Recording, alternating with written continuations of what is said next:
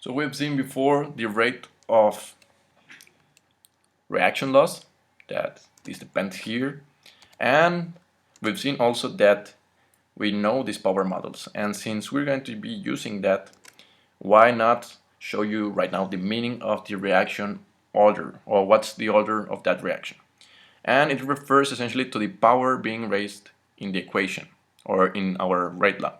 So probably you're going to see or hear, especially in reactor or reaction kinetics, that it's a first order reaction, second order reaction, or maybe a zero order reaction. And what are they talking about is essentially the overall order of reaction, which is when you add up all those powers and you get the final value. So for example, let's say this example, A plus B turns out to be products. And let's say what will be the order 0? It will be essentially when you have 0 power here. So if you have any concentration CB or CA to the 0 power, you're going to say that essentially it doesn't care or doesn't matter how much concentration do you have, it is a constant, the rate of reaction. So if you have a lot of A, doesn't matter. If you have a little bit of B, doesn't matter, because it is not dependent on the concentration. So this is a very special case because it's a constant. Now, first order might be concentration of A, or you could have KCB.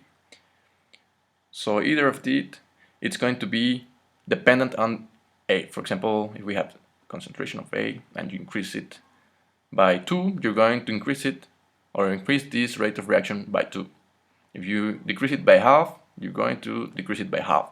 So this is also a very important case because it's very dependent on the concentration, and actually it's very common, especially for those, for example, A plus B give you products, and you have this one, this coefficient 1, then you're going to be able, in general, to model it like this.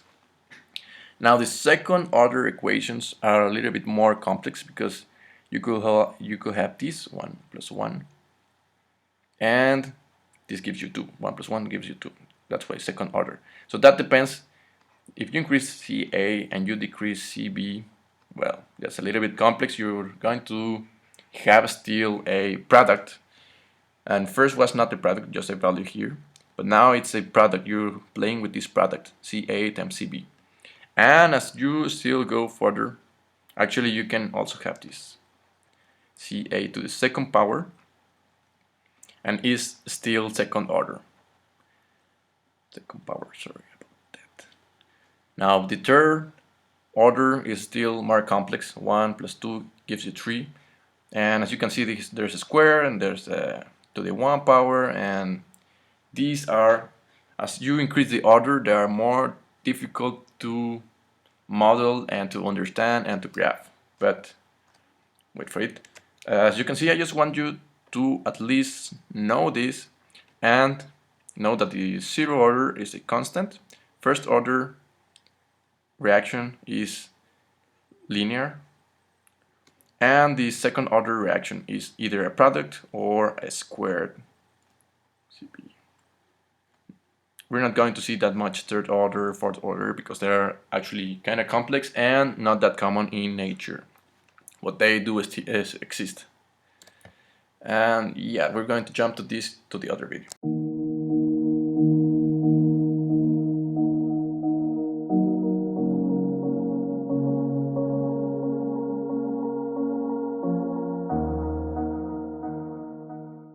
What's up guys, it's me, Chemical Engineering Guy. So if you like the video, why not push the like button? It really helps me to know if you're liking the videos, or if I should be changing something, or I should be adding something, taking out content, whatever. Also, sharing is caring. So if you got any kind of friends, teachers, colleagues, or whatever kind of person that might be interested in this type of content, why not share it? Sharing helps our community to grow faster in members and in content. If you want to keep track of my activity, videos, uploads, experiments, playlists, whatever content I'm getting on YouTube, be sure to click the subscribe button. Subscribing to the channel is totally free, guys. My dream is to create an online academy of chemical engineering, where everyone can access it in the world. Imagine a place in which the student, the teacher, and the engineer get the best of each other.